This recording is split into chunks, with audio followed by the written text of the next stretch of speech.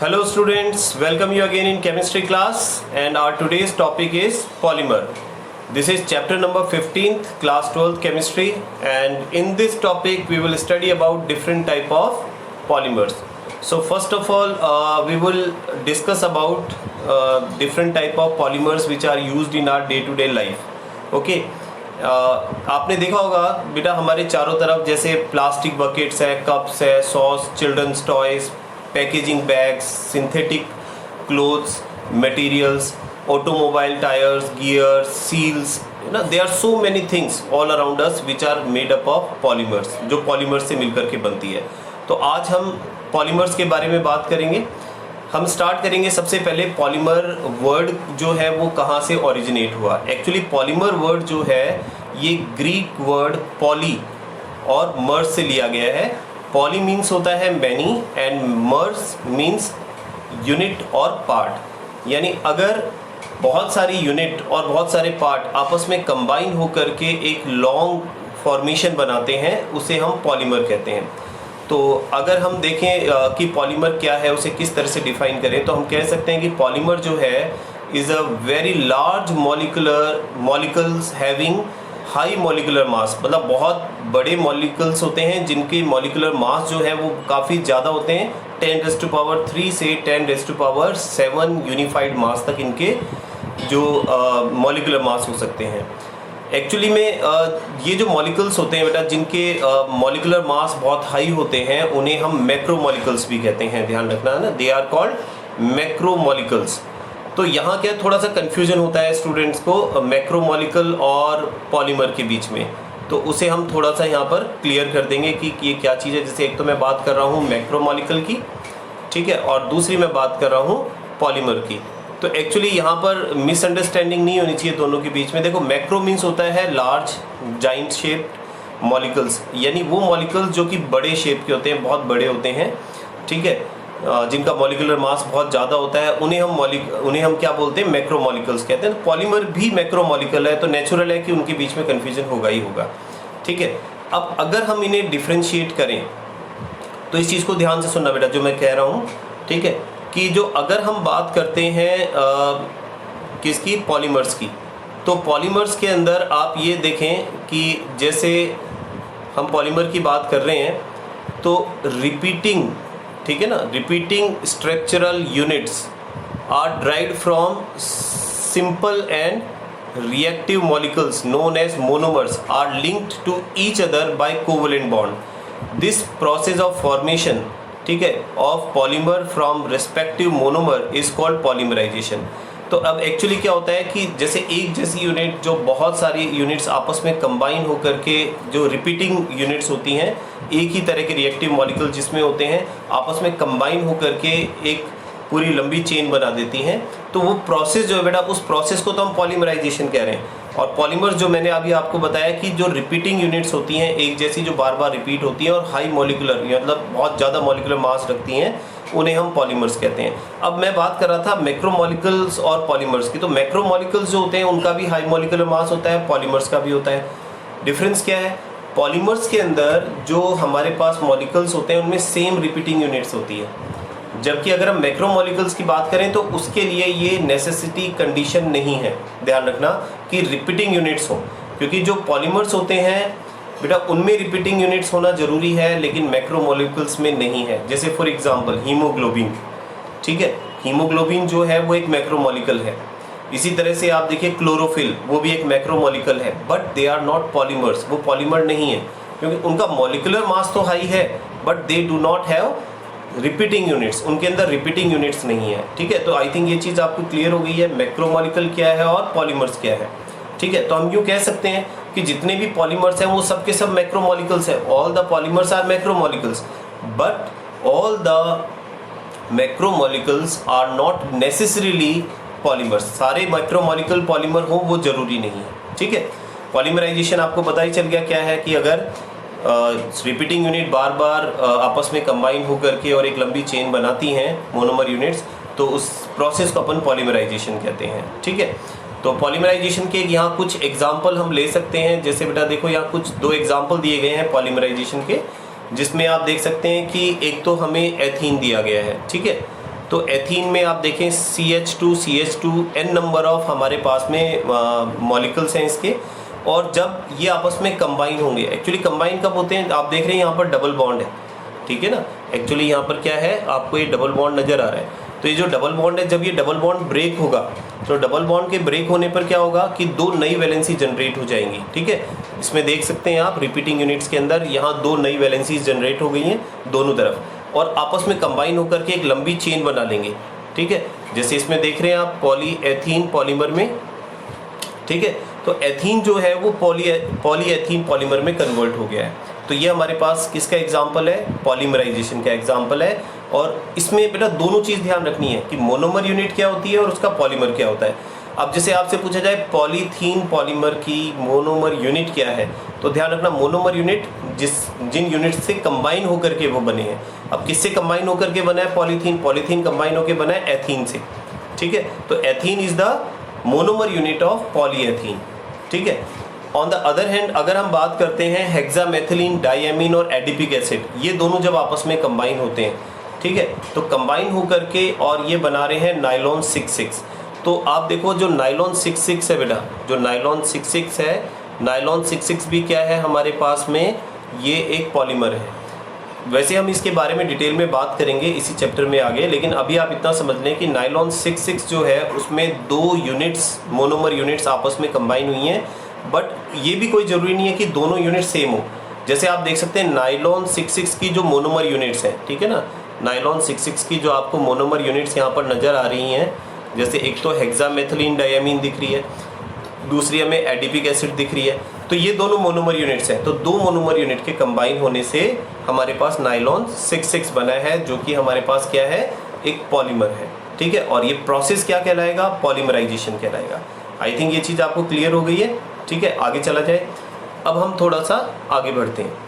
अब देखिए इसके बाद बात करते हैं हम क्लासिफिकेशन ऑफ पॉलीमर्स की। पॉलीमर्स का क्लासिफिकेशन किस तरह से किया जाता है। तो देखो पॉलीमर के क्लासिफिकेशन के कई बेसिस हैं जिनके बेस पर आप इनको क्लासीफाई करते हैं। ओके, तो सबसे पहले हम बात करते हैं इनके क्लासिफिकेशन का बेस, और वो है हमारे पास में कि सोर्स, कि इनके जो सोर्सेज क्या क्या हैं, किन सोर्स से हम इनको लेते हैं। तो सोर्सेज की अगर हम बात करते हैं बेटा, तो सोर्सेज में आप देखिए आपके पास नेचुरल पॉलीमर्स हो सकते हैं। अब जैसा कि नाम से पता चल रहा है आपको, नेचुरल पॉलीमर्स।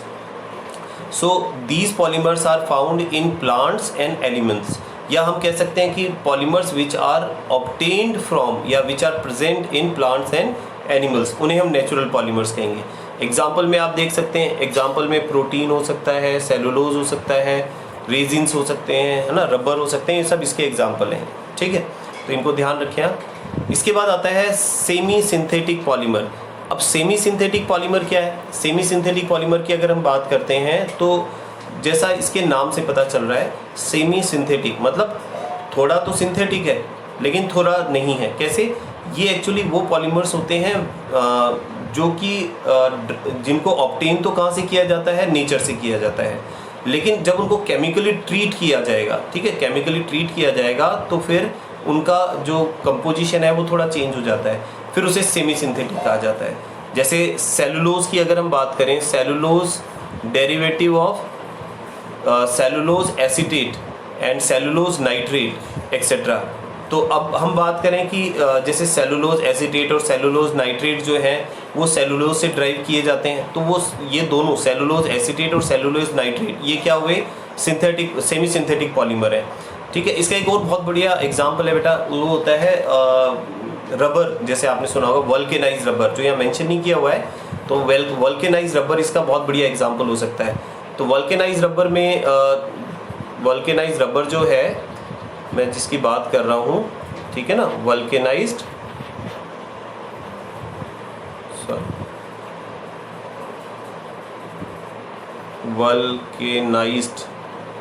ठीक है, ये थोड़ा लिखने में यहाँ प्रॉब्लम रहती है इसमें, चलो मैं इसको रफ कर देता हूँ, लिखना यहाँ नहीं बैठ पा रहा, ठीक है।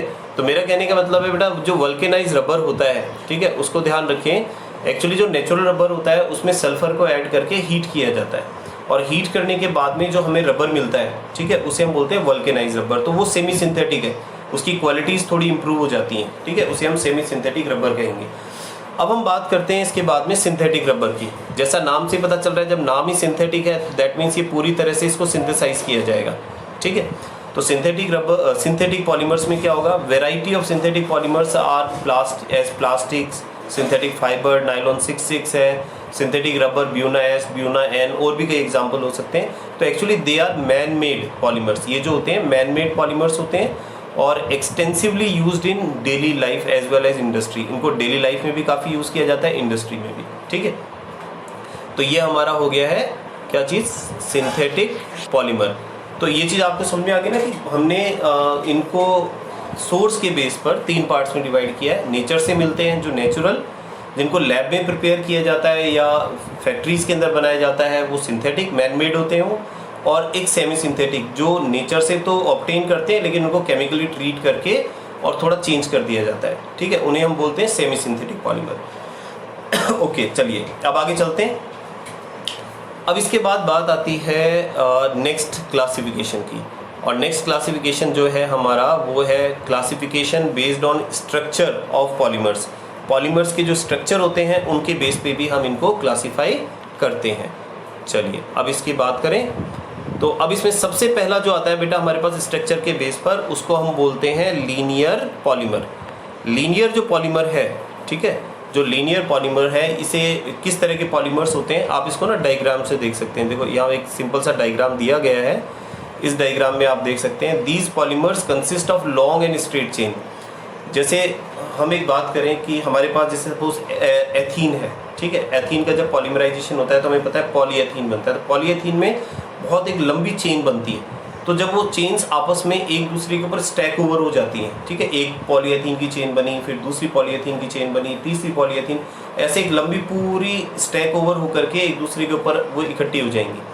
तो उससे जो हमारे पास में पॉलीमर बनेगा उसे आप क्या बोलेंगे, लीनियर पॉलीमर। स्ट्रेट चेन से बनता है, सिंपल सा है, स्ट्रेट चेन से बनेगा, ठीक है। और इसके एग्जाम्पल क्या हो सकते हैं हमारे पास, देखो इसके एग्जाम्पल है हमारे पास में एक तो हाई डेंसिटी पॉलीथीन है, पॉलीविनाइल क्लोराइड है, ठीक है, और इसके पॉलीविनाइल क्लोराइड एक्चुअली PVC होता है, ध्यान रखना, पॉलीस्टाइरीन है। तो इस तरह के एग्जाम्पल इसके हो सकते हैं। अब बात करते हैं इसके बाद नेक्स्ट आता है branched chain polymer. Branch chain polymer के अंदर क्या होगा, देखो बेटा, ब्रांच चेन पॉलीमर में जैसा नाम से पता चल रहा है कि जो हमारे पास चेन है उसमें बीच बीच में ब्रांचेज आ जाएंगी, ठीक है। जैसे आप यहाँ डायग्राम में देख सकते हैं, जैसे यहाँ आप देखो इस डायग्राम में यहाँ एक ब्रांच बन रही है, इसमें एक ब्रांच डेवलप हो गई है, इसमें एक ब्रांच डेवलप हो गई है, ठीक है। तो एक लीनियर चेन जिसमें कुछ साइड में ब्रांचेस निकल जाएं। यहाँ आपको केवल वन साइडेड ब्रांच दिखाई गई है, ठीक है, तो दोनों तरफ से भी आप ब्रांच शो कर सकते हैं, उसमें कोई प्रॉब्लम नहीं है। तो इसके एग्जांपल क्या हो जाते हैं, low density polythene. Low density polythene में डेंसिटी कम ही इसलिए होती है क्योंकि ब्रांचेज होती है। अब ब्रांचेज होने की वजह से उसके बीच में क्या गैप्स बन जाते हैं, और जो हमने इससे पहले लीनियर देखा था वो स्टैक ओवर होती है एक दूसरे के ऊपर, तो गैप नहीं होता, तो इसलिए वो क्या होती है, हाई डेंसिटी पॉलीथीन बनाती है। और जो ब्रांच्ड वाली है उनके बीच में गैप होता है, इसलिए लो डेंसिटी बनाती है, ठीक है। इसके बाद हम बात करते हैं नेक्स्ट क्रॉस लिंक्ड और नेटवर्क पॉलीमर। ये बहुत इंपॉर्टेंट है बेटा, है ना, इसको अच्छी तरह से समझना आप, ये पूछा भी जाता है। एक्चुअली क्रॉस लिंक पॉलीमर वो होते हैं जिनमें जो लीनियर पॉलीमर्स होते हैं उनके बीच में क्रॉस लिंकेज बन जाते हैं, ठीक है, क्या बन जाते हैं, क्रॉस लिंकेज बन जाते हैं। अब जैसे आप यहाँ पर देख सकते हैं, ये जो डायग्राम दिया गया है, इस डायग्राम में आप देखिए ये लीनियर दिख रहा है आपको, है ना, ये सीधी लीनियर आपको ब्रांच दिख रही है, ठीक है, ये दूसरी लीनियर ब्रांच दिख रही है, और इस ब्रांच के बीच में आपको दिख रहा है कि यहाँ पर इस तरह से क्या बन गया है, नेटवर्क बन गया है, ठीक है ना, नेटवर्क बन गया है या क्रॉस लिंकेज बन गए हैं। तो क्रॉस लिंकेज बन गए हैं तो इस वजह से हम इसको क्रॉस लिंक्ड पॉलीमर कहते हैं। ये हमारा जो बेटा स्क्रीन है ये 2D है, ठीक है, तो 2D है तो हम 2D में देख पा रहे हैं, लेकिन ये जो बनते हैं क्रॉस लिंकेज पॉलीमर्स होते हैं वो 3D में बनते हैं, ठीक है ना, लेंथ ब्रेड्थ हाइट तीनों ही होती है इसके अंदर। तो ये बहुत ही स्ट्रॉन्ग होते हैं, इनमें कोवलेंट बॉन्ड होते हैं, जो बीच के जो बॉन्ड दिख रहे हैं मोस्टली कोवलेंट बॉन्ड बनते हैं इनके अंदर, ठीक है। और ये बनते हैं मोस्टली बाई फंक्शनल और ट्राई फंक्शनल जो मोनोमर यूनिट्स होती हैं उनमें कोवलेंट बॉन्ड बनने की वजह से बनते हैं, ठीक है। एग्जाम्पल ध्यान रखें, एग्जाम्पल बहुत इंपॉर्टेंट है, जैसे बेकेलाइट, मेलामाइन, ठीक है, ये इसके बढ़िया एग्जाम्पल है। बेकेलाइट का काम में आता है स्विच बोर्ड्स वगैरह होते हैं, आपने देखे होंगे घरों में, उसमें बेकेलाइट से बनता है वो, या जो हैंडल्स होते हैं कुकवेयर्स के, ठीक है, जो हीट रेसिस्टेंट होते हैं काफ़ी, तो वो भी इसी से बनते हैं। मेलामाइन है, जो क्रॉकरी आइटम्स होते हैं वो मेलामाइन से बनते हैं, तो काफ़ी यूज़ हैं इनके। ठीक है, चलिए अब आगे चलते हैं अपन। अब हम बात करते हैं इसकी नेक्स्ट क्लासिफिकेशन की। नेक्स्ट जो इसका क्लासिफिकेशन है, ये क्लासिफिकेशन है based on mode of polymerisation. अब जो पॉलीमराइजेशन का मोड है ना, उसके बेस पर अपन इसको कितने पार्ट्स में डिवाइड करते हैं ये देखते हैं अपन। तो देखिए, मोड ऑफ पॉलीमराइजेशन से मतलब है कि पॉलीमराइजेशन किस तरह से हो रहा है, एडिशन से हो रहा है, ठीक है, या फिर कंडेंसेशन से हो रहा है, तो उसके बेस पर अपन इसको डिवाइड कर रहे हैं। तो पहला जो इसका क्लासिफिकेशन का टाइप है वो है एडिशन पॉलीमराइजेशन, पॉलीमर्स।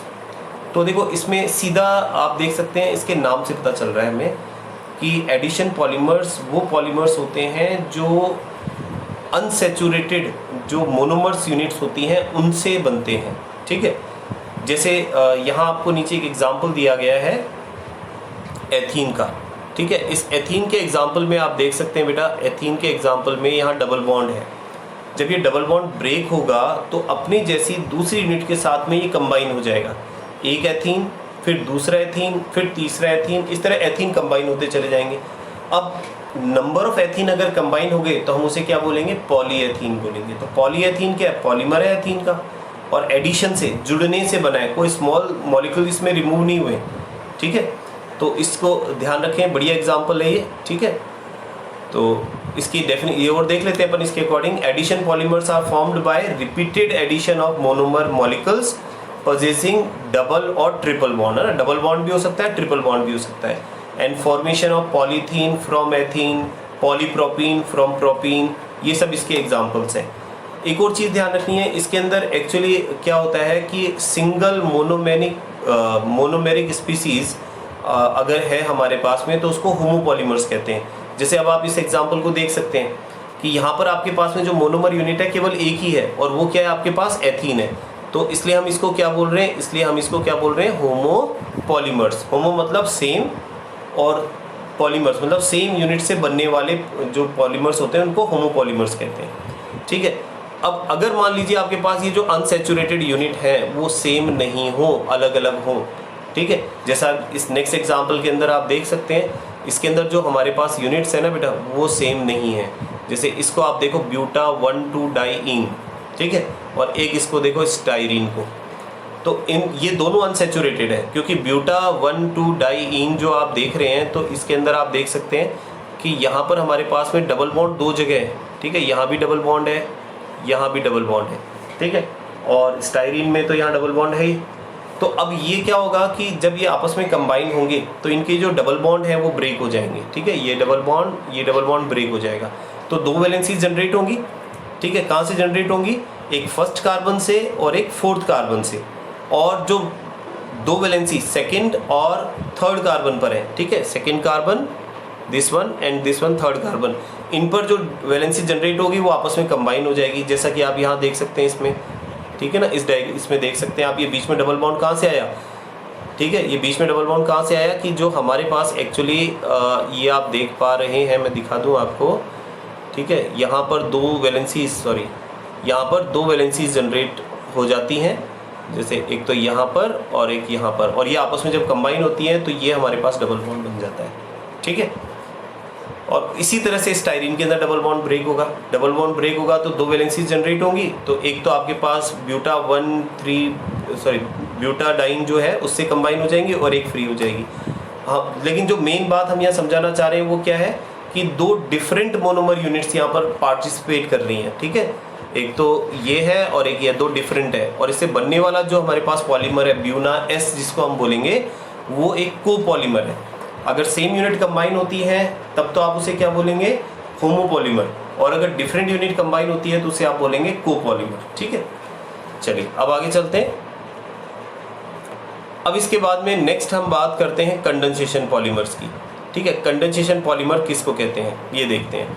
तो देखो, जैसा डेफिनेशन के अकॉर्डिंग यहाँ पर बताया गया है, आप देख सकते हैं कि अगर हमारे पास दो या दो से ज़्यादा सेम और डिफरेंट यूनिट आपस में कंबाइन होती है, ठीक है, या तो सेम यूनिट हो सकती है या डिफरेंट यूनिट हो सकती है। अब अगर ऐसी यूनिट आपस में कंबाइन होती हैं और स्मॉल मॉलिक्यूल्स को रिलीज़ करती हैं कंबाइन होते समय, और कोई ज़रूरी नहीं है कि वो अनसेचुरेटेड हो, हाँ लेकिन बाई फंक्शनल ज़रूर होनी चाहिए। इसके लिए कंडीशन है कि वो क्या होनी चाहिए, टू डिफरेंट बाई फंक्शनल, ठीक है ना, बाई फंक्शनल डिफरेंट ग्रुप्स होने चाहिए। तो वो जब आपस में कंबाइन होते हैं, बाई फंक्शनल भी हो सकते हैं, ट्राई फंक्शनल भी हो सकती हैं मोनोमर यूनिट्स, तो ये क्या करते हैं, एलिमिनेशन करते हैं। बेटा ध्यान रखना, एलिमिनेशन ऑफ स्मॉल मॉलिक्यूल्स, छोटे छोटे मॉलिक्यूल्स को एलिमिनेशन करते हैं। उसमें जैसे वाटर भी हो सकता है, अल्कोहल हो सकता है, हाइड्रोजन क्लोराइड हो सकती है, इनको एलिमिनेट करेंगे। ठीक है, जैसे यहाँ इस एग्जाम्पल में आप देख सकते हैं वाटर रिलीज हो रहा है। ठीक, तो इसका सबसे बढ़िया एग्जाम्पल यहाँ सामने दिया हुआ है आपको, जो हमने इसी चैप्टर के अंदर अभी बिगनिंग के अंदर देखा था कि आपके पास एक तो क्या है, हेक्सामिथाइलिन डाइएमाइन है, ठीक है, और दूसरा आपके पास में एडिपिक एसिड है। तो एडिपिक एसिड और हेक्सामिथाइलिन डाइएमाइन जब ये आपस में कंबाइन होंगे तो आप देख सकते हैं कंबाइन होकर के किसकी फॉर्मेशन कर रहे हैं, कंबाइन होकर के नाइलॉन 6,6 बना रहे हैं। ठीक है, कंबाइन होकर के ये नाइलॉन 6,6 बनाएंगे। ओके, तो ये हमारे पास में किसका एग्जाम्पल हो गया, कंडेंसेशन पॉलीमर्स का। ठीक है, कंडेंसेशन पॉलीमर्स के अंदर स्मॉल जो मॉलिक्यूल्स होते हैं वो रिलीज होते हैं। ठीक है, ओके, अब आ जाते हैं हम classification based on molecular mass, molecular forces. अब देखिए मॉलिकुलर फोर्स के बेस पे भी हम क्लासिफिकेशन करते हैं। एक बार इस पैराग्राफ को अपन एक बार रीड कर लें। A large number of polymers applications in different field depends on their unique mechanical properties like tensile strength, elasticity, toughness. ठीक है, these mechanical properties are governed by intermolecular forces, van der Waals forces, hydrogen bond present in the polymer, and these forces also bind the polymer chains. Under the category, the polymers are classified into different 4 subgroups on the basis of magnitude of intermolecular force present in them. तो जैसा मैंने कहा कि जब polymers बनते हैं तो monomer units आपस में कंबाइंड होती हैं, तो बेटा उनमें ना डिफरेंट टाइप्स के इंटरमोलिकुलर फोर्सेस हो सकते हैं, van der Waals force, hydrogen bond, तो इसके बेस पे भी हम इनको क्लासीफाई कर सकते हैं। ठीक है, तो इसमें सबसे पहला जो हमारे पास टाइप है इसका क्लासिफिकेशन में, दैट इज इलास्टोमर। इलास्टोमर देखो जैसा नाम से ही पता चल रहा है, इलास्टिसिटी जिसमें हो आप उसे इलास्टोमर कहेंगे। ठीक है, तो जैसे रबर, तो रबर क्या इलास्टोमर्स है।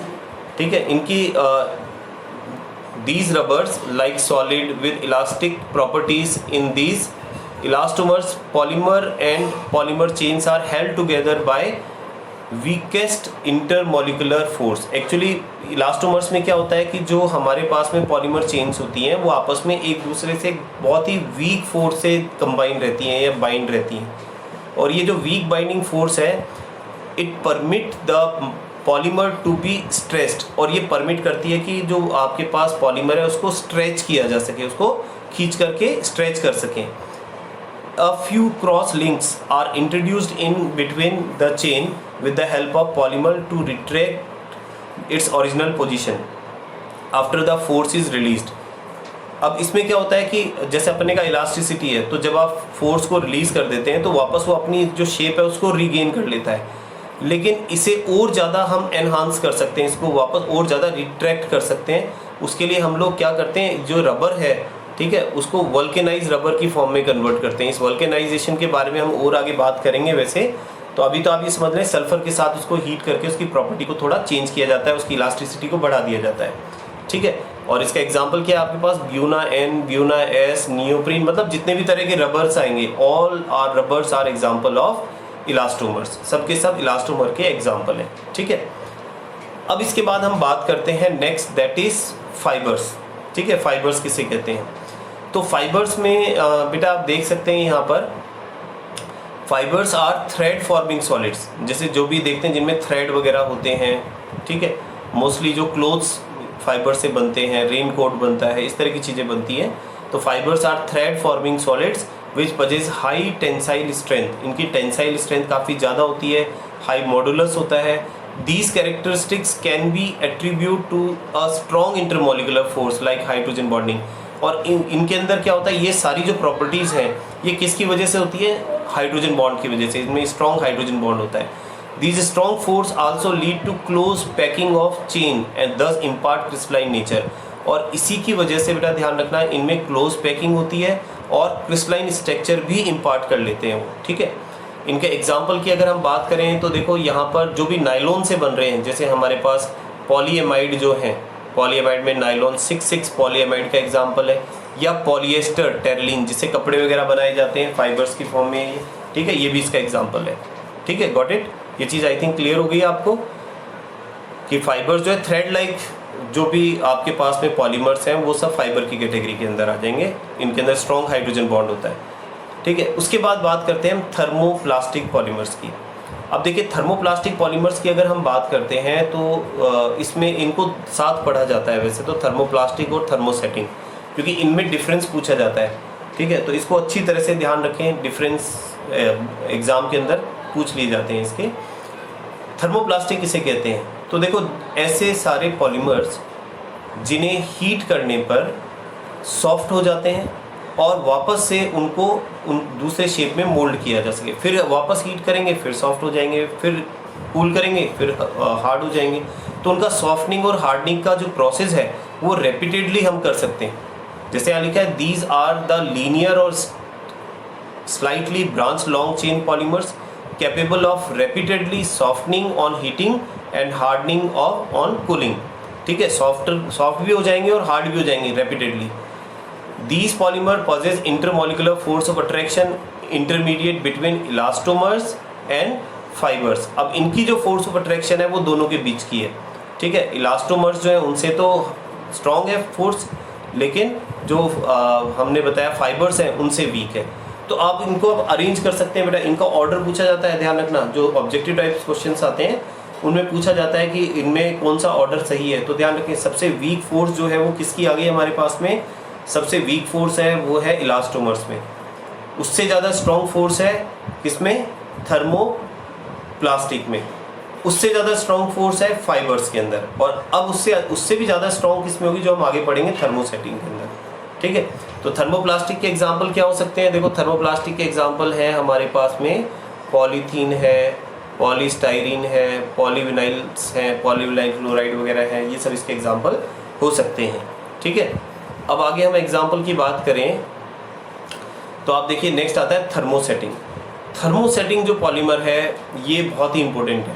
ठीक है, ये यूज़ भी हमारे चारों तरफ काफ़ी होता है, हम देखते हैं।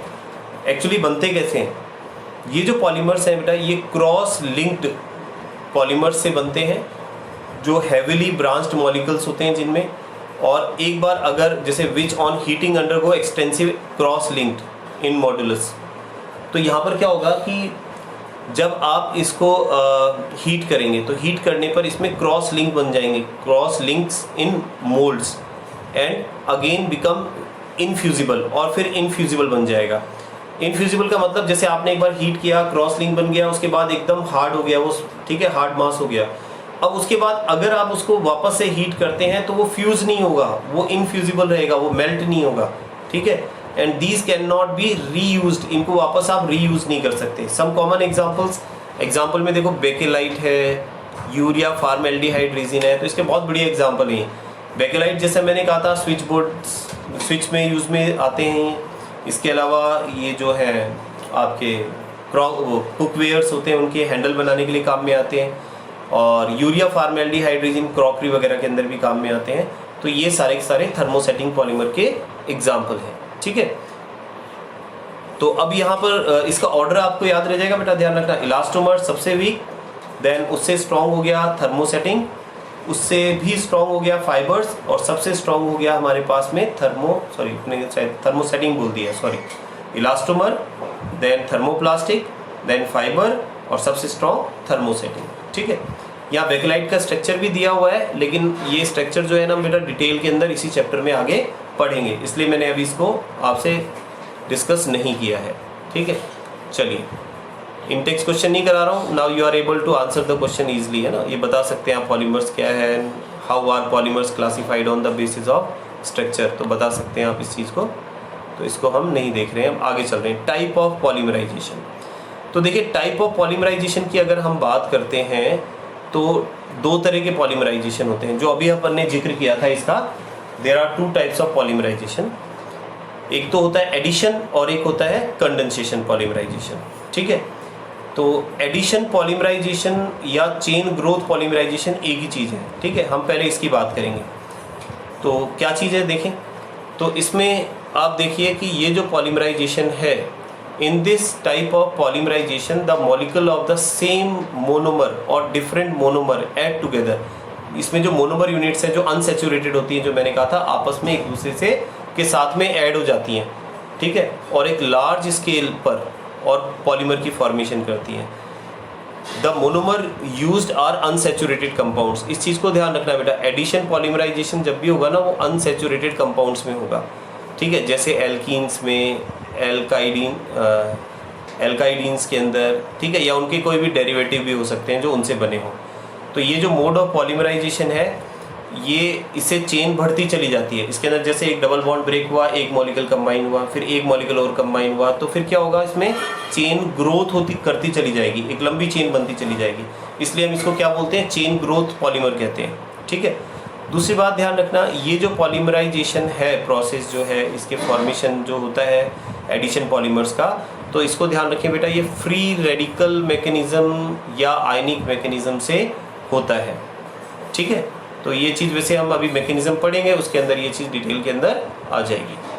चलिए अब आगे चलते हैं। अब अपन बात करते हैं यहाँ पर फ्री रेडिकल मैकेनिज्म के बारे में, ठीक है। तो मैं थ्योरी नहीं बता के सीधे मैं इस पर आ रहा हूँ, क्योंकि थ्योरी में यही डिस्कस कर लूँगा आपके साथ। देखिए जो बेटा फ्री रेडिकल मैकेनिज्म होता है, ध्यान रखें, ये 3 स्टेप में कंप्लीट होता है, ठीक है। एक तो होता है चेन इनिशिएटिंग।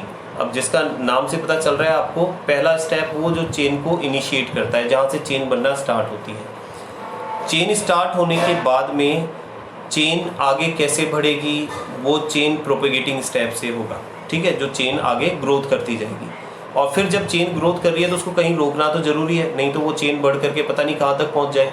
तो उसको रोकने के लिए जो हम स्टेप काम में लेते हैं, उस स्टेप को हम कहते हैं चेन टर्मिनेटिंग स्टेप। एक तो ये चीज़ आपको ध्यान में रखनी है। दूसरी चीज़ जो ध्यान में रखनी है बेटा, इनके अंदर ना कुछ कैटलिस्ट काम में आते हैं, ठीक है, वो कैटलिस्ट भी ध्यान रखने हैं। फ्री रेडिकल जो मैकेनिज्म है, जिसको अपन चेन ग्रोथ मैकेनिज्म या फ्री रेडिकल मैकेनिज्म कह रहे हैं, तो फ्री रेडिकल मैकेनिज्म में जो कैटलिस्ट काम में आते हैं वो एक्चुअली पेरोक्साइड्स होते हैं। जैसे आप देखो, बेंजोइल पेरोक्साइड हो सकता है, एसिटाइल पेरोक्साइड हो सकता है, टर्सरी ब्यूटाइल पेरोक्साइड हो सकता है। तो ये जो पेरोक्साइड्स हैं, ध्यान रखना, इस रिएक्शन के अंदर ये चेन को इनिशिएट करते हैं। तो पहले स्टेप के अंदर हम इनका यूज़ करते हैं, ठीक है। चलिए देखते हैं हम सबसे पहले चेन इनिशिएटिंग स्टेप। तो ये जो आपके सामने स्क्रीन पर दिख रहा है बेटा, ये चेन इनिशिएटिंग स्टेप है। इसमें आप देखें, सबसे पहले हमने बेंजोइल पेरोक्साइड को लिया, सीधे मैंने एल्कीन को नहीं लिया, पहले किसको लिया, बेंजोइल पेरोक्साइड को। और बेंजोइल पेरोक्साइड में आप देख सकते हैं यहाँ पर जो बॉन्ड है ऑक्सीजन ऑक्सीजन के बीच में, ठीक है, मैं कौन से बॉन्ड की बात कर रहा हूँ, इस बॉन्ड की बात कर रहा हूँ। ऑक्सीजन ऑक्सीजन के बीच में जो बॉन्ड है, वहाँ पर आप देख रहे हो कि 2 एरो दिख रहे हैं जहाँ बॉन्ड ब्रेक हो रहा है, और दोनों के जो इलेक्ट्रॉन्स हैं, मतलब ऑक्सीजन ऑक्सीजन के बीच के जो इलेक्ट्रॉन्स हैं, वो दोनों ऑक्सीजन के पास एक एक इलेक्ट्रॉन आ जाएगा। तो इस तरह का जो प्रोसेस है, इसको आप क्या बोलते हैं, इसको आप कहते हैं फ्री रेडिकल, ठीक है। तो फ्री रेडिकल मैकेनिज्म हो रहा है यहाँ पर। तो फ्री रेडिकल में क्या हो रहा है, देखो, एक तो इसके ऊपर फ्री रेडिकल आ गया, आपको दिख रहा है ऑक्सीजन के पास, ठीक है, ये फ्री रेडिकल आ गया है यहाँ पर। अब ये जो है हमारे पास में बेटा, ध्यान रखना कि बेंजोइल पेरोक्साइड से ये फ्री रेडिकल बना है, लेकिन ये अनस्टेबल है, क्योंकि हमें पता है कि फ्री रेडिकल बहुत कम स्टेबिलिटी शो करता है। तो अगर ये वापस से ब्रेक हो इसके बीच का बॉन्ड, ठीक है, और इसके इलेक्ट्रॉन जो है ना, खास करके जैसे ये देख रहे हैं आप यहाँ पर, ये आपको CO2 दिख रहा होगा यहाँ, एक सेकेंड, जैसे आपको यहाँ पर ये CO2 दिख रहा है, ठीक है। तो ये अगर बॉन्ड को ब्रेक करके CO2 रिलीज हो जाता है, तो आपके पास क्या बचेगा, C6H5 बचेगा। तो जो C6H5 बचेगा आपके पास, उसके पास में एक इलेक्ट्रॉन है कार्बन के ऊपर। तो इसलिए अपन इसको क्या बोल रहे हैं, अब ये भी रेडिकल है, फ्री रेडिकल है, इसे अपन फिनाइल रेडिकल कह रहे हैं, क्योंकि C6H5 क्या होता है, फिनाइल होता है। तो फिनाइल के ऊपर एक फ्री इलेक्ट्रॉन है, इसलिए फिनाइल फ्री रेडिकल बन गया आपके पास। ये फिनाइल फ्री रेडिकल जो बना है बेंजोइल पेरोक्साइड से हमारे पास में, ये क्या करेगा, चेन को इनिशिएट करेगा। अब आप देख सकते हैं इसके अंदर कि यहाँ पर अगर आप देखते हैं बेटा, एक सेकेंड, सॉरी, अगर आप यहाँ देखते हैं, सिर्फ नहीं हो रहा है, चलो कोई बात नहीं, ठीक है। तो आप यहाँ देखते हैं कि क्या हो रहा है कि जो चेन इनिशिएटिंग स्टेप है, इसमें जो बेंजीन है आपके पास में, बेंजाइल फ्री रेडिकल है। इस बेंजाइल फ्री रेडिकल की रिएक्शन हमने देखा है कि यहाँ किसके साथ हो रही है, एल्कीन के साथ हो रही है, मतलब एथीन के साथ में।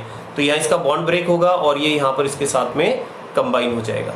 ठीक है, तो जब ये कंबाइन होगा तो देखो एक बॉन्ड बेटा 2 इलेक्ट्रॉन से बनता है। ठीक है, तो यहाँ अगर एथीन का बॉन्ड ब्रेक होता है तो नेचुरल है 2 इलेक्ट्रॉन फ्री होंगे, एक कार्बन पर आ जाएगा इस कार्बन पर और एक दूसरे कार्बन पर। तो ये वाला कार्बन वाला जो इलेक्ट्रॉन है, ठीक है, ये इलेक्ट्रॉन तो बेंजाइल के साथ में कंबाइन हो जाएगा और दूसरा जो इलेक्ट्रॉन है वो हमें यहाँ फ्री रेडिकल की फॉर्म में दिख जाएगा। ठीक है, तो ये चीज़ आपको दिख गई होगी इसमें। चलिए अब आगे चलते हैं। अब इसके बाद में दूसरा स्टेप आता है। अब दूसरा स्टेप क्या है हमारे पास में? दूसरा स्टेप है चेन प्रोपेगेटिंग स्टेप। ठीक है, जिसमें चेन आगे बढ़ेगी। अब पहले स्टेप में जो हमारे पास में हम देख रहे हैं फ्री रेडिकल बन गया था। ठीक है, ये जो फिनाइल फ्री रेडिकल था वो एथीन के साथ कंबाइन हो गया था और उसने एक नया फ्री रेडिकल बना दिया था। अब ये जो फ्री रेडिकल बना है, ठीक है, ये जो फ्री रेडिकल हमारे पास बना है ये वापस दूसरे एथीन से रिएक्शन करेगा और इस फ्री रेडिकल चेन को थोड़ा और बढ़ा देगा। यानी चेन ग्रोथ हो रही है ना बेटा यहाँ पर, इसलिए चेन ग्रोथ मैकेनिज्म से हो रहा है ये रिएक्शन। और इसी तरह से आप देखो ये आगे बढ़ती चली गई तो n नंबर ऑफ एथीन इसके साथ कंबाइन हो जाएंगे, तो प्रोपोगेशन स्टार्ट हो गया, इसलिए हम इसको चेन प्रोपोगेटिंग स्टेप कहते हैं। अब इसके बाद बात आती है कि ये चेन स्टॉप कैसे करें। तो चेन को स्टॉप करने के लिए जो हम यहाँ पर स्टेप बोलते हैं उस स्टेप को हम कहते हैं चेन टर्मिनेटिंग स्टेप। अब चेन टर्मिनेटिंग स्टेप में क्या होगा कि जो 2 फ्री रेडिकल बने हैं हमारे पास में, जैसे आप देख रहे हैं यहाँ पर 2 फ्री रेडिकल हैं, ठीक है, जो हमने ऊपर वाले स्टेप में बनाए हैं, वो दोनों फ्री रेडिकल आपस में कंबाइन होंगे और कंबाइन होकर के एक लंबी चेन बनाएंगे जिनके दोनों टर्मिनेटिंग पॉइंट पर 2 फिनाइल ग्रुप जुड़े होंगे। अभी आगे कंबाइन नहीं होगा किसी से। अब इसमें देखो n number of ethyl group यहाँ पर है, n नंबर ऑफ ग्रुप यहाँ पर है, तो एक बहुत लंबी चेन हो जाएगी। ठीक है, थाउजेंड्स ऑफ मॉलिक्यूल जो आपस में कंबाइन होकर के ये लंबी चेन बना लेंगे, इसलिए पॉलीमर बन गया। ठीक है, तो ये हमारे पास में जो है एडिशन पॉलीमराइजेशन का मैकेनिज्म हो गया है। बहुत इंपॉर्टेंट है बेटा, एग्जाम में पूछा जाता है कि जो एल्कीन एथीन बनता है, सॉरी पॉलीएथीन बनता है, इस पॉलीएथीन का मैकेनिज्म बताइए। तो मैकेनिज्म जो है वो एडिशन पॉलीमराइजेशन प्रोसेस से होता है, ध्यान रखना। ठीक है, फ्री रेडिकल मैकेनिज्म इसको हम कहते हैं। चलिए अब आगे चलते हैं। इसके बाद नेक्स्ट आता है preparation of some important addition polymers. ठीक है, कुछ एग्जांपल्स देख रहे हैं हम यहाँ पॉलीमर्स के। तो पहले हम बात कर रहे हैं लो डेंसिटी पॉलीथीन की। तो देखो लो डेंसिटी पॉलीथीन जैसा नाम से ही पता चल रहा है डेंसिटी कम होगी। यहाँ आपको जो ध्यान रखना है ना बेटा, एक तो इसके कैटलिस्ट को ध्यान रखो और कंडीशंस को ध्यान रखो, इनमें इसकी फॉर्मेशन पूछ ली जाती है। ठीक है, तो कंडीशन क्या है कि अगर हमें लो डेंसिटी पॉलीथीन बनानी है, ठीक है, तो कंडीशंस हैं जो हमारे पास में जो आपको ध्यान रखनी है। पहली कंडीशन प्रेशर ध्यान रखो, 1000 से 2000 एटमॉस्फेरिक प्रेशर। टेम्परेचर ध्यान रखें, 350 से 570 केल्विन इसका टेम्परेचर हो जाएगा। ठीक है, और कैटलिस्ट ध्यान रखें। कैटलिस्ट क्या है? पेरोक्साइड, चेन इनिशिएटर कैटलिस्ट की तरह ये काम में आएगा। ठीक है, इससे लो डेंसिटी पॉलीथीन बनती है। और जो ये लो डेंसिटी पॉलीथीन है LDP जिसको हम कहते हैं बेटा, ध्यान रखना फ्री रेडिकल मैकेनिज्म से बन रही है। ठीक है, और दूसरी बात ये जो है इसका यूज़ भी आप ध्यान रखें, इनके यूज़ कहाँ किए जाते हैं, इनका नेचर कैसा होता है। ये जो पॉलीथीन है एक्चुअली ये जो है केमिकली इनर्ट्स होती हैं। ठीक है, लो डेंसिटी वाली थोड़ी टफ होती हैं, फ्लेक्सिबल होती हैं। ठीक है, पुअर कंडक्टर ऑफ इलेक्ट्रिसिटी होती हैं, इसलिए इनका यूज़ हम कहाँ कर सकते हैं? इनका यूज़ हम देखो स्क्वीजिंग बोतल के लिए कर सकते हैं, टॉयज़ बनाने के लिए, फ्लेक्सिबल पाइप्स बनाने के लिए इनका यूज़ कर सकते हैं हम। ठीक है, तो ये तो हो गया हमारे पास में लो डेंसिटी पॉलीथीन। अब हम बात करते हैं high density polythene. High density polythene बहुत इंपॉर्टेंट है। अब आप बोलेंगे सर आप तो कह रहे हैं सभी चीज़ इंपॉर्टेंट है, कोई ऐसी चीज़ है जो इम्पोर्टेंट नहीं हो? सभी चीज़ इंपॉर्टेंट है बेटा, सही बात है, लेकिन इम्पोर्टेंट में भी कुछ मोस्ट इम्पोर्टेंट होते हैं, तो एक तरह से ये मोस्ट इम्पोर्टेंट मान लें आप इसको। तो देखो जैसा नाम से पता चल रहा है हाई डेंसिटी पॉलीथीन, मतलब इनकी डेंसिटी ज़्यादा होती है। ठीक है, इनकी डेंसिटी ज़्यादा होती है तो नेचुरल है कि ये कैसे होंगे, ज़्यादा हार्ड होंगे, ज़्यादा रिजिड होंगे। ठीक है, अब इनकी जो कंडीशंस हैं, इसमें एक कंडीशंस है जो कैटलिस्ट दी गई है। तो कैटलिस्ट बेटा एक है Ziggler Natta catalyst, very very important. ध्यान रखना एग्जाम में ऑब्जेक्टिव टाइप क्वेश्चन में पूछा जाता है कि जिगलर नाटा कैटलिस्ट किसे कहते हैं। ठीक है, what is Ziegler Natta catalyst? तो जिगलर नाटा कैटलिस्ट क्या है? Triethyl aluminium and titanium tetrachloride. इन दोनों का जो मिक्सचर होता है उसको जिगलर नाटा कैटलिस्ट कहते हैं। ठीक है, ध्यान रखना। क्या बताया मैंने आपको? मैंने बताया है यहाँ पर एक तो है आपके पास ट्राई इथाइल एल्यूमिनियम और दूसरा है टाइटेनियम टेट्रा क्लोराइड। ये जिगलर नाटा कैटलिस्ट कहलाता है। अब बात आती है टेम्परेचर की। तो टेम्परेचर ध्यान रखें 333 से 343 केल्विन इसका टेम्परेचर रहेगा। ठीक है, प्रेशर कंपेरेटिवली कम है इसका, आप देख सकते हैं 6 to 7 एटमॉस्फेरिक प्रेशर है। ठीक है, यानी जो अपन ने देखा था लो डेंसिटी पॉलीथीन से जो इसका प्रेशर है वो कम है।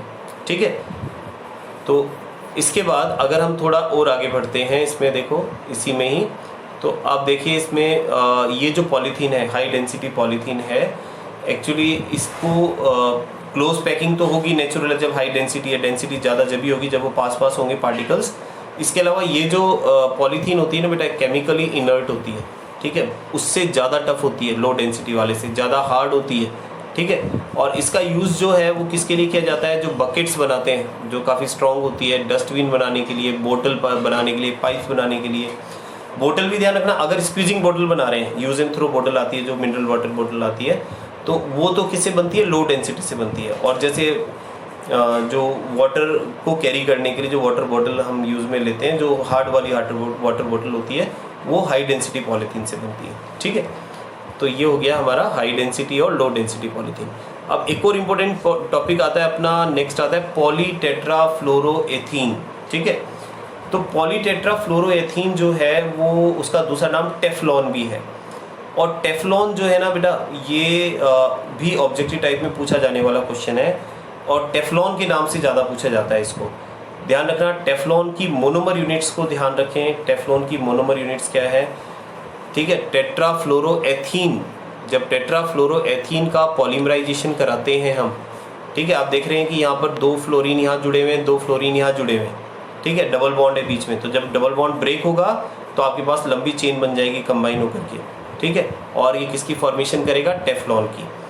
ठीक है, कैटलिस्ट इसके अंदर भी पेरोक्साइड ही काम में आता है, और हाई प्रेशर के में ये रिएक्शन होती है। लेकिन जो टेफ्लॉन बनता है ना, इसका एक कैरेक्टरिस्टिक है बहुत बढ़िया, कि ये जो होता है, ध्यान रखना, इसका मेल्टिंग पॉइंट बहुत हाई होता है, और हाई टेम्परेचर पर भी ये क्या रिएक्ट नहीं करता दूसरी चीज़ों से, इनर्ट होता है।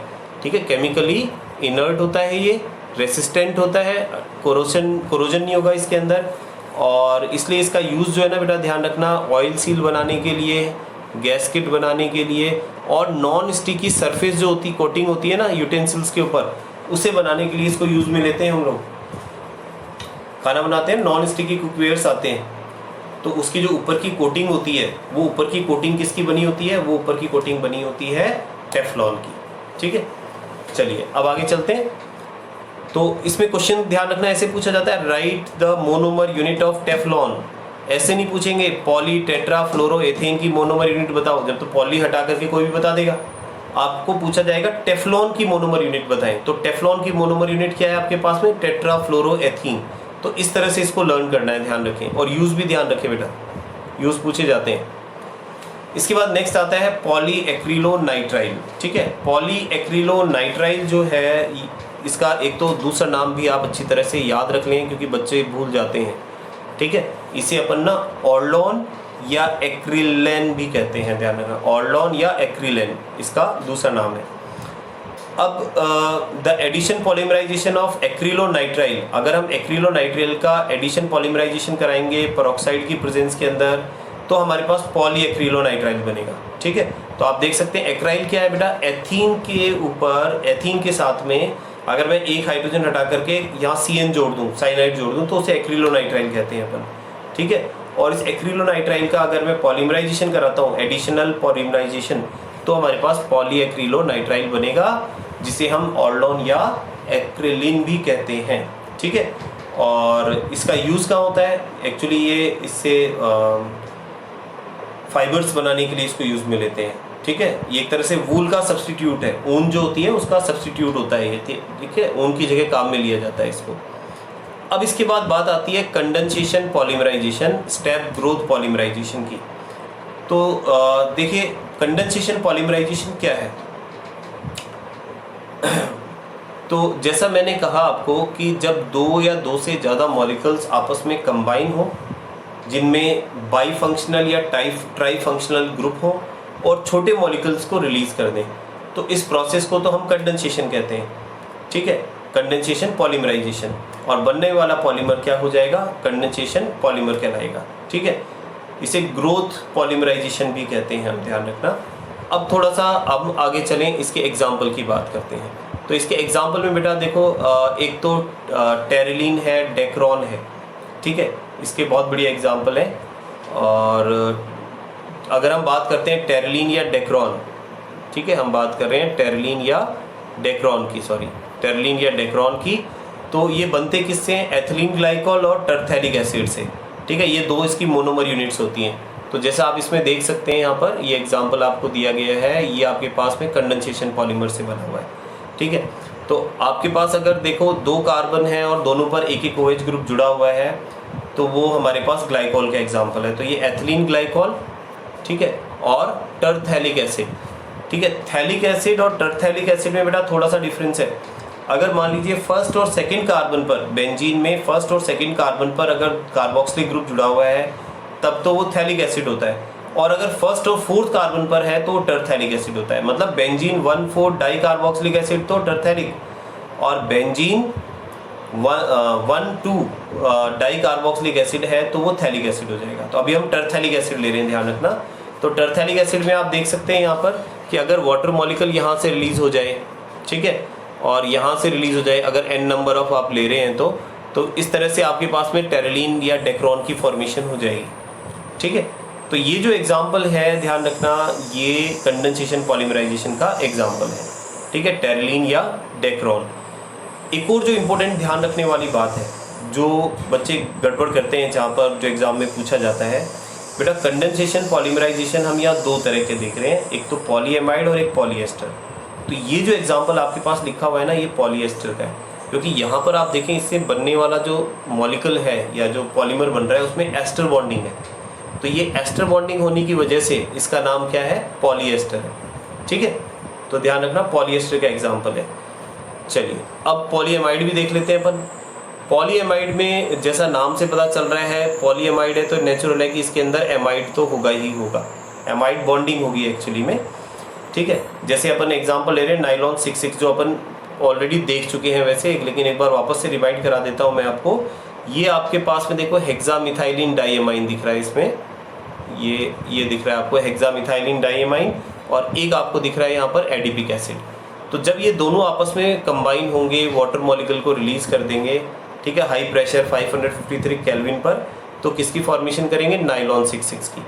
अब नाइलॉन 6,6 इंपॉर्टेंट क्यों है, देखो इसको हम पॉलीएमाइड क्यों कह रहे हैं, इस चीज़ को समझना आप। मैं थोड़ा इसको आपको हाईलाइट करके दिखा देता हूँ। तो नाइलॉन 6,6 में बेटा आप देखो, ये जो बॉन्डिंग दिख रही है ना आपको, दिस बॉन्डिंग, ये जो बॉन्डिंग है, इस बॉन्डिंग को हम कहते हैं पॉलीएमाइड। ठीक है, सॉरी, एमाइड बॉन्डिंग। तो क्योंकि बहुत सारे आपके पास में पॉलीमर में इस तरह की यूनिट्स हैं, तो इसलिए अपन इसको क्या बोलेंगे, पॉलीएमाइड कहेंगे। ठीक है, तो नाइलॉन 6,6 पॉलीएमाइड का एग्जाम्पल है। ठीक है, तो ये चीज़ बहुत, इसलिए मैं बार बार रिपीट कर रहा हूँ कि यहाँ मिस्टेक करते हैं और यहीं से क्वेश्चन पूछा जाता है।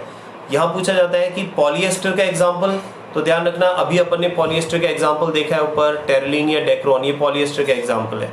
और अगर पॉलीएमाइड का एग्जाम्पल पूछा जाए बेटा, तो पॉलीएमाइड का एग्जाम्पल क्या हो जाएगा, नाइलॉन 6,6 हो जाएगा। अब नाइलॉन 6,6 का यूज़ कहाँ किया जाता है, देखो इसका यूज़ किया जाता है शीट्स बनाने में। ठीक है, ब्रिस्टल्स ऑफ ब्रशेस, ब्रश के जो आगे वाले ब्रिस्टल्स होते हैं उन्हें बनाने में यूज़ करते हैं। ठीक है, टेक्सटाइल इंडस्ट्री के अंदर भी इसको काम में लिया जाता है। ठीक, तो ये चीज़, इसके यूज़ भी ध्यान रखें आप अच्छी तरह से ना, ये पूछे जाते हैं। नेक्स्ट आता है नाइलॉन 6। नाइलॉन 6 जो है ये भी एक हमारे पास पॉलीएमाइड है। ठीक है, लेकिन इसकी फॉर्मेशन जो होती है ना बेटा, ध्यान रखना, वो कैप्रोलेक्टम से होती है। तो आप यहाँ ये देख सकते हैं जो हमारे पास में स्ट्रक्चर बना हुआ है, this is example of caprolactam. Caprolactam में 6 कार्बन होते हैं। कितने कार्बन है आप काउंट कर सकते हैं, 6 कार्बन है इसके अंदर। और अब अगर मान लीजिए मैं इसको पॉलीमराइजेशन कराता हूँ, तो पॉलीमराइजेशन में क्या होगा, ये बॉन्ड बेटा यहाँ से ब्रेक होगा। ठीक है, यहाँ से इस बॉन्ड को ब्रेक करो आप, देखो, और पॉलीमराइजेशन करो तो आपके पास में क्या आ जाएगा, कि CO है ना, CO तो यहाँ आ गया आपके पास बिगनिंग में, और उसके बाद CH2 आ गया है, ठीक है, और उसके बाद आपके पास क्या आ गया है, NH आ गया है, ठीक है। तो ये आपके पास क्या बन गया है, नाइलॉन 6 बन गया है। अब नाइलॉन 6 को अपन पॉलीएमाइड क्यों कह रहे हैं, बता सकते हैं? देखिए इसे पॉलीएमाइड क्यों कह रहे हैं, मैं जरा आपको हाईलाइट करके बता देता हूँ। पॉलीएमाइड इसलिए कह रहे हैं क्योंकि इसमें भी एमाइड बॉन्डिंग है, क्योंकि जैसे ये मैंने एक यूनिट बताई है, अब आप देख सकते हो इसमें CO भी है और यहाँ NH भी है, ठीक है। तो ये जो CO है ना बेटा, ये CO ये किसी दूसरी तरफ किससे जुड़ा होगा, NH से जुड़ा हुआ होगा, और ये जो NH है वो दूसरी तरफ किससे जुड़ा होगा, CO से जुड़ा होगा। तो CO NH वाला जो बॉन्ड होता है उसी को हम क्या बोलते हैं, पॉलीएमाइड, ठीक है। मतलब एमाइड बॉन्डिंग हो गई और पॉलीमर के अंदर है तो वो पॉलीएमाइड का एग्जाम्पल हो जाएगा, ठीक है, क्लियर है। चलिए अब आगे चला जाए, अब आगे चलते हैं हम, अब बात करते हैं पॉलीएस्टर की। पॉलीएस्टर का एग्जाम्पल मैं ऑलरेडी ले चुका हूँ आपके साथ में, जो इसमें वापस से वो रिपीट हो रहा है, ठीक है।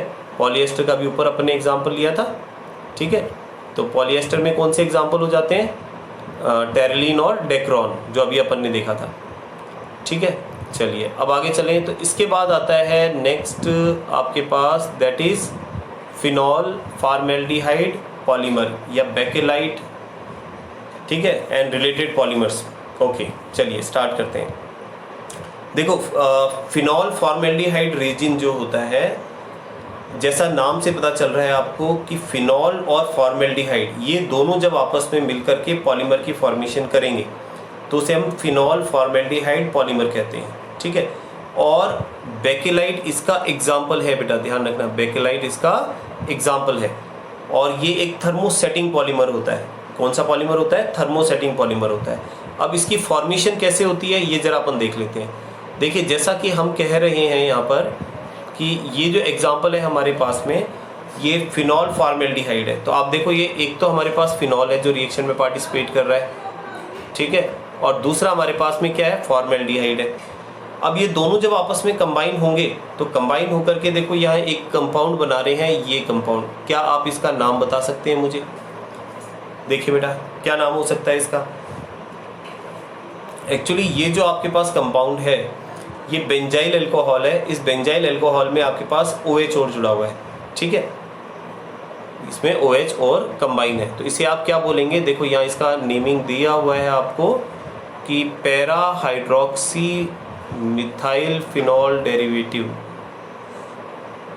अच्छा एक्चुअली इन्होंने इसका ये नाम दे दिया है, इसको और देख लेते हैं हम। तो इन्होंने क्या कहा है कि the reaction starts with the initial formation of ortho और para hydroxy methyl phenol derivative. Actually आपके पास में यहाँ देख सकते हैं कि ये वाली जो है, ये आपके पास जो कंपाउंड है इसकी पोजीशन देखिए बेटा, ये मिथाइल ग्रुप था, CH2OH जो है वो CH3 था। तो CH3 में अगर मैं एक H हटा करके OH लगा देता हूँ तो मिथाइल हाइड्रोक्सी हो गया, वो हाइड्रोक्सी मिथाइल हो गया। तो हाइड्रोक्सी मिथाइल की अब फर्स्ट वाले में अगर आप पोजीशन देखते हैं इसमें तो ऑर्थो पोजीशन पर है, और यहाँ देखते हैं तो पैरा पोजीशन पर है। तो हम क्या बोलेंगे, देखो ऑर्थो हाइड्रोक्सी मिथाइल और फिनॉल, और इसे क्या बोलेंगे आप, इसे बोलेंगे पैरा हाइड्रोक्सी मिथाइल फिनॉल, ठीक है। तो यहाँ पर इनकी फॉर्मेशन होती है, ठीक है। तो दोनों इसमें तो दोनों ही पोजीशन पर जुड़ा हुआ है ना, ऑर्थो पर भी है पैरा पर भी है, और साथ में एक आपके पास तीनों पोजीशन पर भी जुड़ा हुआ है, देखो इसकी फॉर्मेशन हो रही है। तो आपके पास ये तीन तरह के प्रोडक्ट बने हैं, ठीक है। यानी जब आपने फिनॉल को और फॉर्मेल्डिहाइड को रिएक्शन कराया है तो आपके पास ऑर्थो पर, पैरा पर और ऑर्थो पैरा दोनों पर हाइड्रोक्सी मिथाइल जुड़ गया है, ठीक है। और हाइड्रोक्सी मिथाइल जुड़ने से आपके पास ये तीन कंपोनेंट बन गए हैं। अब इसमें से अगर मैं एक कंपोनेंट को ले लेता हूँ, ठीक है, इसमें से मैं क्या करता हूँ, एक कंपोनेंट को ले लेता हूँ। तो एक कंपोनेंट को लेकर के आप देखिए उसका पॉलीमराइजेशन कराएं। जैसे हमने यहाँ पर ये ले लिया है, ऑर्थो पर आपके पास हाइड्रोक्सी मिथाइल फिनॉल है, ठीक है, ऑर्थो पर हाइड्रोक्सी मिथाइल जुड़ा हुआ है, पूरा नाम इसका ऑर्थो हाइड्रोक्सी मिथाइल फिनॉल है। तो इसका जब आप पॉलीमराइजेशन कराएंगे तो इसके पॉलीमराइजेशन के अंदर आप देखिए यहाँ पर ये अब बॉन्ड एक तो यहाँ से ब्रेक होगा और एक यहाँ से OH ब्रेक हटेगा, ठीक है। यानी एक तो OH का रिमूवल और एक इस कार्बन से यहाँ पर H का रिमूवल होगा, तो वाटर रिलीज हो जाएगा, और इस तरह से आपस में जुड़ करके एक लंबी चेन बना लेंगे। और ये जो चेन बनेगी ना बेटा, इस चेन को आप क्या बोलेंगे, नोवोलेक बोलेंगे। ये चेन क्या है, नोवोलेक है, ठीक है। तो नोवोलैक एक्चुअली क्या होता है, ध्यान रखना, बेकेलाइट नहीं है नोवोलैक। नोवोलैक को फॉर्मेल्डिहाइड के साथ हीट करने पर बेकेलाइट की फॉर्मेशन होती है, ठीक है। एक्चुअली नोवोलैक जो होता है वो पेंट्स वगैरह जो होती हैं उनका कंपोनेंट होता है, पेंट में काम में आता है। जैसे यहाँ मेंशन किया हुआ है, देखो, नोवोलैक यूज्ड इन पेंट वगैरह बनाने के लिए काम में आता है। बच्चे इसको नैरोलैक बोलते हैं बेटा, नैरोलैक अलग चीज़ है, वो कंपनी का नाम है नैरोलैक, है ना। नोवोलैक जो है उसका कंपोनेंट है, ठीक है। तो नोवोलैक ऑन हीटिंग विद फॉर्मेल्डिहाइड, अगर आप नोवोलैक को फॉर्मेल्डिहाइड के साथ हीट करते हैं, ठीक है, तो फॉर्मेल्डिहाइड के साथ हीट करने पर ये क्या करेगा, क्रॉस लिंकेज बना लेगा, और क्रॉस लिंकेज जो बनेंगे उससे एक सॉलिड मास बन जाएगा, इनफ्यूजिबल सॉलिड मास, जिसको हम क्या बोलेंगे, बेकेलाइट। और इसका यूज़ हम किसके लिए करते हैं बेटा, इसका यूज़ कॉम बनाने के लिए, फोनोग्राफ के लिए, फोनोग्राफ रिकॉर्ड के लिए, इलेक्ट्रिकल स्विचेस के लिए, हैंडल ऑफ वेरियस यूटेंसिल्स के लिए। और ये नीचे आपको स्ट्रक्चर दिया हुआ है किसका, बेकेलाइट का। तो इसको बना करके प्रैक्टिस करें आप बेकेलाइट के स्ट्रक्चर को, ठीक है। तो यहाँ पर हुआ क्या है कि हमने हमारे पास कंपोनेंट बने थे, ऊपर जो रिएक्शन हमने अभी देखी है, तो इसमें जो हमारे पास कंपोनेंट बने थे, जैसे इस कंपोनेंट को ले सकते हैं आप, ठीक है। ये कंपोनेंट जब आपस में बहुत n नंबर ऑफ कंपोनेंट आपस में कंबाइन होंगे तो आप देख सकते हैं इस तरह से पूरी 3D के अंदर एक स्ट्रक्चर बना लेंगे, ठीक है, जिसको हम क्या बोलेंगे, जिसको हम बेकेलाइट कहेंगे।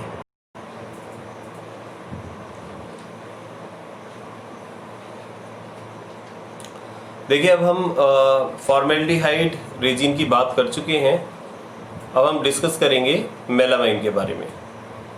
Melamine formaldehyde resin, actually melamine formaldehyde resin जो है, या मेलामाइन फॉर्मेल्डिहाइड पॉलीमर भी कहते हैं हम जिसे, ये बनता है मेलामाइन और फॉर्मेल्डिहाइड के कंडेंसेशन से।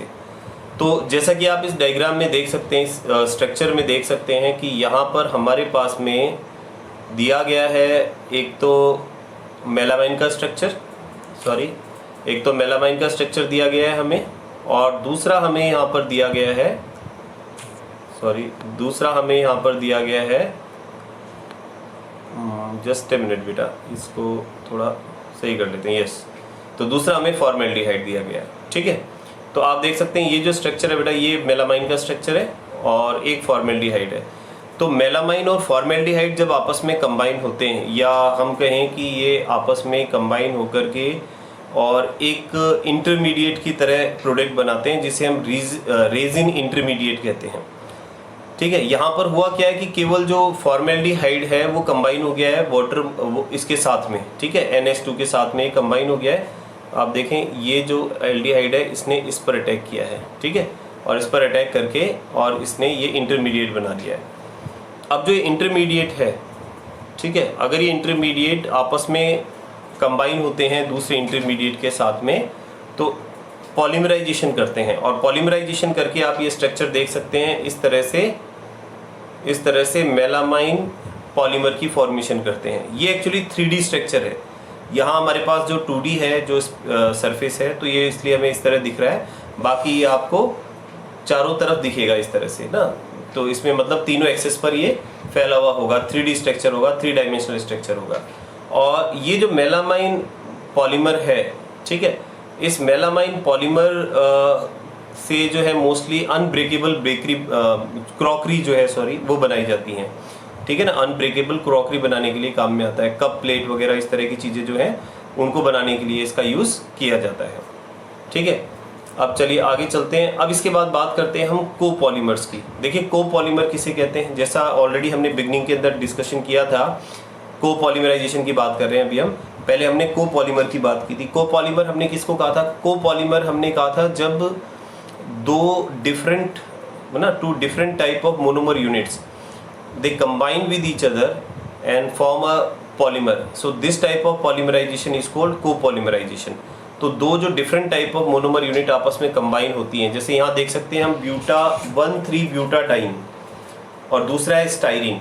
जब ये आपस में कंबाइन होती हैं तो आपस में कंबाइन होकर के एक पॉलीमर की फॉर्मेशन कर रही हैं, ठीक है ना, एक पॉलीमर की फॉर्मेशन कर रही हैं। इस पॉलीमर में आप देखें ये बन रहा है हमारे पास स्टाइरिन ब्यूटाडाइन स्टाइरिन कोपॉलीमर, ठीक है, जो कि एक रबर का एग्जाम्पल है, ध्यान रखना बेटा, ठीक है ना। इसको हम ब्यूना एसपी कहते हैं, ठीक है। ब्यूटा 1,3 ब्यूटाडाइन और स्टाइरिन आपस में मिलकर के ब्यूना एस रबर जो है उसकी फॉर्मेशन करती है।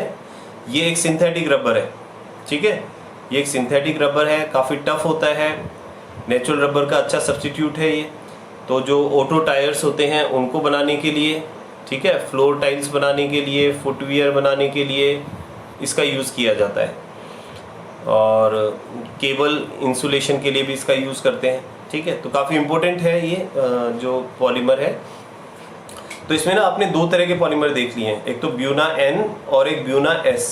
ये दोनों रबर के एग्जाम्पल है, ध्यान रखें, ठीक है ना। एक तो स्टाइरिन और 1,3 ब्यूटाडाइन की रिएक्शन से बनता है, और दूसरा ब्यूना एन जो है एक्रिलोनाइट्राइल और 1,3 ब्यूटाडाइन की रिएक्शन से बनता है, ठीक। अब नेक्स्ट हम बात करेंगे नेचुरल रबर के बारे में। अब नेचुरल रबर क्या है, देखो एक्चुअली में नेचुरल रबर जो होता है, रबर नेचुरल पॉलीमर है, हमें पता है। इसके अंदर इलास्टिक प्रॉपर्टी भी होती है, इलास्टिसिटी होती है काफ़ी।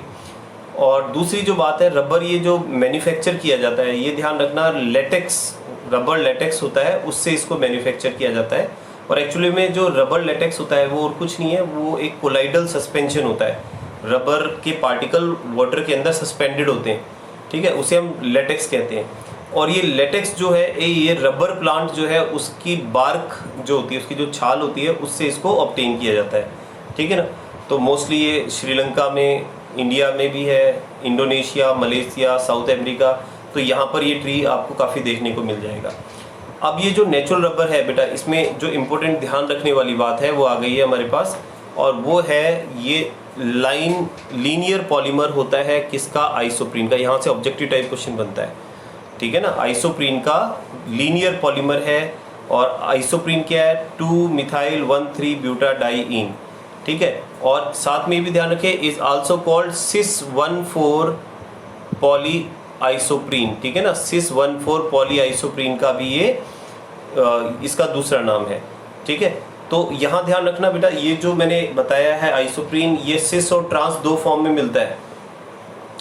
तो जो सिस फॉर्म होती है उसकी, जिसमें दो सेम ग्रुप सेम साइड के अंदर होते हैं, ठीक है ना, वो नेचुरल रबर होता है। आइसोप्रीन की जो सिस फॉर्म है वो नेचुरल रबर है, इसको अच्छी तरह से ध्यान रखना है आपको। ट्रांसफॉर्म नहीं है, ठीक है। यहाँ देखो नीचे आपको स्ट्रक्चर दिया गया है, ये जो स्ट्रक्चर है इसके अंदर अब हमें इसको आइडेंटिफाई करना है कि सिस फॉर्म कैसे है। देखिए आप जरा गौर करना इस चीज़ में, इसका CH2 ग्रुप और ये CH2 ग्रुप, ठीक है, ये दोनों एक ही तरफ है। सिमिलरली यहाँ पर देखें, ये CH2 ग्रुप एंड ये दिस CH2 ग्रुप, ये एक ही तरफ है। तो इसका मतलब जो CH2 ग्रुप है, हमें एक साइड देख रहे हैं इसके, ठीक है। तो इसलिए सिस है। अगर ये अपोजिट होता कि एक CH2 ऊपर एक नीचे होता, तो उस कंडीशन में हम इसको क्या बोलते हैं, ट्रांसफॉर्म कहते हैं, ठीक है। तो ये नेचुरल रबर का हमारे पास स्ट्रक्चर हो गया है, और ये आइसोप्रीन का स्ट्रक्चर आपको यहाँ दिख ही रहा है। ये जो स्ट्रक्चर है ये आइसोप्रीन का स्ट्रक्चर है, ठीक है। जब इसका पॉलीमराइजेशन होगा तो नेचुरल रबर हमारे पास में ऑब्टेन हो जाएगा। The cis isoprene molecule consist of various chain held together weak van der Waals interaction and has coiled structure, ठीक है। ये जो हमारे पास में सिस आइसोप्रीन मॉलिक्यूल है, इसके अंदर जो चेन्स होती हैं आपस में weak van der Waals force से आपस में जुड़ी होती हैं, इंटरेक्शन होता है उनके बीच में, और कॉइल्ड स्ट्रक्चर में मिलती हैं। और इसको हम जब स्ट्रेच करते हैं, ठीक है, तो स्ट्रेच करते हैं तो इजीली स्प्रिंग की तरह स्ट्रेच हो जाती हैं और इलास्टिसिटी शो करती हैं। लेकिन ये जो इलास्टिसिटी होती है ना बेटा, ये थोड़ी कंपेरेटिवली कम होती है जो सिंथेटिक रबर होते हैं उनसे, इनकी। और दूसरी बात ये कि ये जो रबर है इसके अंदर थोड़ा ब्रिटलनेस भी होती है, वाटर एब्जॉर्प्शन कैपेसिटी भी ज़्यादा होती है इसकी, मतलब इसकी क्वालिटी अच्छी नहीं है, ठीक है। जैसे यहाँ पर देखो दिया हुआ है इसमें कि नेचुरल रबर जो है, नेचुरल रबर, इसके लिए बताया गया natural rubber become soft at high temperature. High temperature पर ये सॉफ्ट हो जाता है, ब्रिटल हो जाता है लो टेम्परेचर पर, ठीक है। और हाई वाटर एब्जॉर्प्शन भी शो करता है ये, ठीक है, एब्जॉर्प्शन कैपेसिटी इसमें ज़्यादा है पानी को सोखने की। और दूसरा, नॉन पोलर जो सॉल्वेंट होते हैं उनमें डिजॉल्व हो जाता है। And non resistant to attack of oxidising agent. Oxidising agent जब अटैक करते हैं तो नॉन रेसिस्टेंट है, उनके लिए रेसिस्ट नहीं कर पाता, उनका ख़राब हो जाता है उससे। तो to improve upon these physical properties, इन फिजिकल प्रॉपर्टीज़ को इम्प्रूव करने के लिए इनका वल्कनाइजेशन कराया जाता है। अब वल्कनाइजेशन में क्या करेंगे हम लोग, ये जो प्रोसेस है इसके अंदर हम लोग क्या करते हैं कि जो रॉ रबर है हमारे पास में या जो नेचुरल रॉ रबर है उसको सल्फर के साथ हीट करेंगे हाई टेम्परेचर पर। टेम्परेचर रेंज कितनी रखेंगे, 373 से 415 केल्विन टेम्परेचर रखेंगे, ठीक है। और ये जो प्रोसेस है इस प्रोसेस को हम क्या बोलेंगे, वल्केनाइजेशन।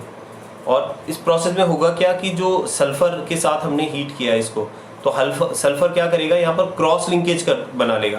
क्रॉस लिंकेज किनके बीच में, कि जो हमारे पास में आइसोप्रीन की जो चेन है, ठीक है, पॉली आइसोप्रीन जो है, उनके बीच में क्रॉस लिंकेज बन जाएंगे।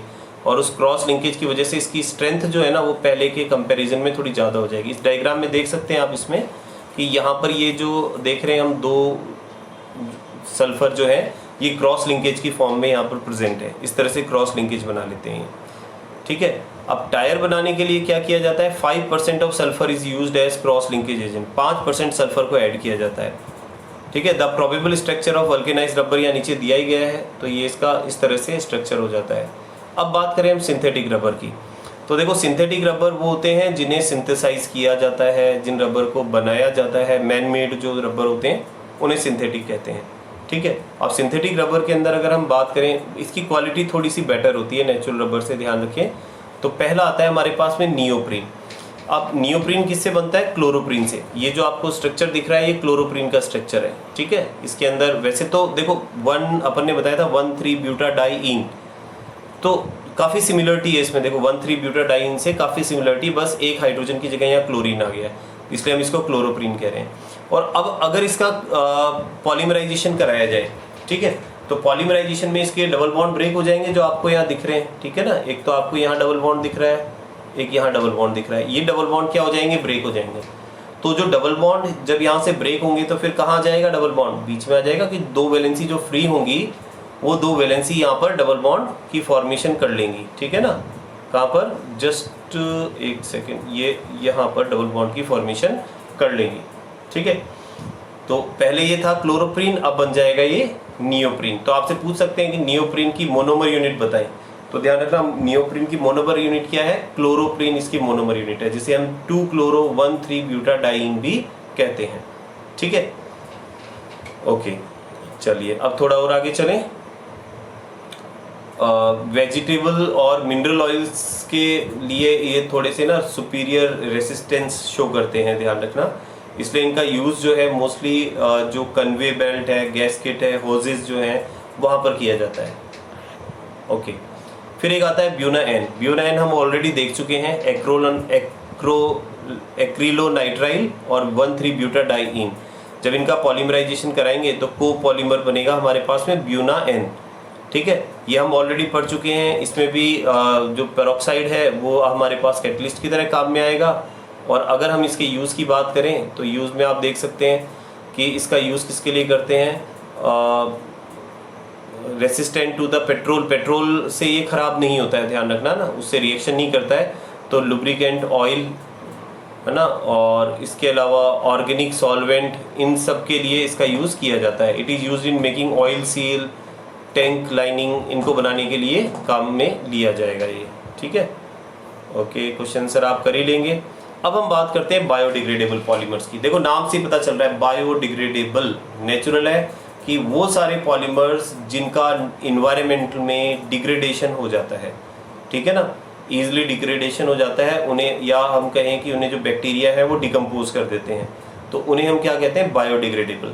तो एक्चुअली जो बायोडिग्रेडेबल नहीं है बेटा, ध्यान रखना, वो पॉल्यूशन को इंक्रीज करते हैं, और बायोडिग्रेडेबल जो पॉलीमर्स होते हैं वो बेटर होते हैं, ठीक है ना। तो मोस्टली जो सिंथेटिक पॉलीमर्स हैं वो मोस्टली नॉन बायोडिग्रेडेबल हैं, ठीक है, वो डिग्रेड नहीं होते हैं, वो पॉल्यूशन क्रिएट करते हैं, ठीक है। अब हम बात करते हैं बायोडिग्रेडेबल पॉलीमर के अंदर जो इम्पोर्टेंट पॉलीमर है, एक आता है PHBV, ठीक है ना। PHBV काफ़ी इम्पोर्टेंट, ध्यान रखना बेटा, पॉलीमर है। और जो PHBV है इसको अगर हम फुल फॉर्म देखें इसकी, तो ये होता है हमारे पास पॉली बीटा हाइड्रोक्सी ब्यूटाइरेट को बीटा हाइड्रोक्सी वेलरेट, ठीक है। इसकी फॉर्मेशन कैसे होती है इस चीज़ को हम समझते हैं अब एक बार। देखिए यहाँ पर आप देख सकते हैं आपके सामने दो स्ट्रक्चर हैं, एक तो है 3-हाइड्रोक्सी ब्यूटेनोइक एसिड और एक है 3-हाइड्रोक्सी पेंटेनोइक एसिड, ठीक है ना। तो ये जो आपके पास में दो तरह के एसिड्स हैं जब ये आपस में एक दूसरे के साथ कंबाइन होंगे तो कंबाइन होकर के किसकी फॉर्मेशन करेंगे, PHBV की फॉर्मेशन करेंगे। ठीक है, अब यहाँ पर एक जो समझने वाली बात है कि यहाँ आप देखिए इसका जो फॉर्मेशन हुई है ना बेटा, ये इस तरह से सीधे स्ट्रक्चर से नहीं हुआ, इसको थोड़ा सा आपको क्या करना पड़ेगा, टिल्ट करना पड़ेगा। ठीक है, तब आप इसको ईजिली शो कर सकते हैं। ये वाला जो स्ट्रक्चर आपको दिख रहा है इसमें, इस स्ट्रक्चर को थोड़ा सा टिल्ट करना पड़ेगा, यानी ये जो CH3 ग्रुप्स हैं, ये जो CH3 CH2 ग्रुप है, इसको आप डाउनवर्ड लिख देना। ठीक है, ताकि ये OH जो है, ये OH किससे रिएक्ट कर सके, COOH से रिएक्ट कर सके। जब ये COOH से रिएक्ट करेगा, ठीक है, तो उस कंडीशन के अंदर क्या होगा, यहाँ पर इस तरह से इनके बीच में बॉन्डिंग बन जाएगी, और वो बॉन्ड कौन सा होगा, एस्टर बॉन्ड बन जाएगा। ठीक है, ये वाला बॉन्ड बन जाएगा। बाकी फिर ये तो हमें पता है कि यहाँ से OH रिलीज हो जाएगा, ठीक है, यहाँ से H रिलीज हो जाएगा। ठीक, तो यहाँ पर भी वैलेंसीज जनरेट हो जाएंगी, तो ये हमारे पास PHBV बन जाएगा। अब एक बताओ कि PHBV जो है वो एक पॉलीएस्टर है या पॉलीएमाइड है, इस स्ट्रक्चर को देख करके आप बता सकते हैं। देखिए यहाँ पर इसको गौर करें, जो मैंने भी बताया आपको बेटा, ये जो स्ट्रक्चर है ना, ये पॉलीएमाइड है। ठीक है ना, सॉरी पॉलीएस्टर है, क्योंकि COOH ग्रुप जो होता है, ध्यान रखना, COO ग्रुप जो हमारे पास में आता है वो एस्टर बॉन्डिंग में आता है। ठीक है ना, तो ये एस्टर बॉन्डिंग है, इसलिए हम इसको पॉलीएस्टर का एग्जाम्पल मानते हैं। ये बायोडिग्रेडेबल पॉलीएस्टर का एग्जाम्पल है। ठीक है, और इन्वायरमेंटल फ्रेंडली है, और इसका यूज़ अगर हम देखें, इसका use special packing orthopaedic devices के अंदर किया जाता है, कंट्रोल रिलीज ऑफ ड्रग्स के लिए भी किया जाता है।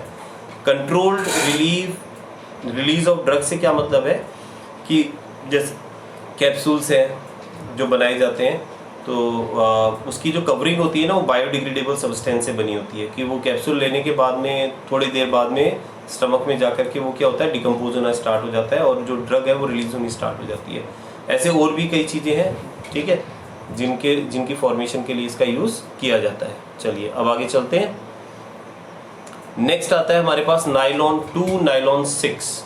ठीक है, नायलॉन 2 नायलॉन 6 जो है वो 2 मोनोमर यूनिट से मिलकर के बनता है। इनके नाम यहाँ पर दिए गए हैं, स्ट्रक्चर बहुत इजीली बनाया जा सकता है।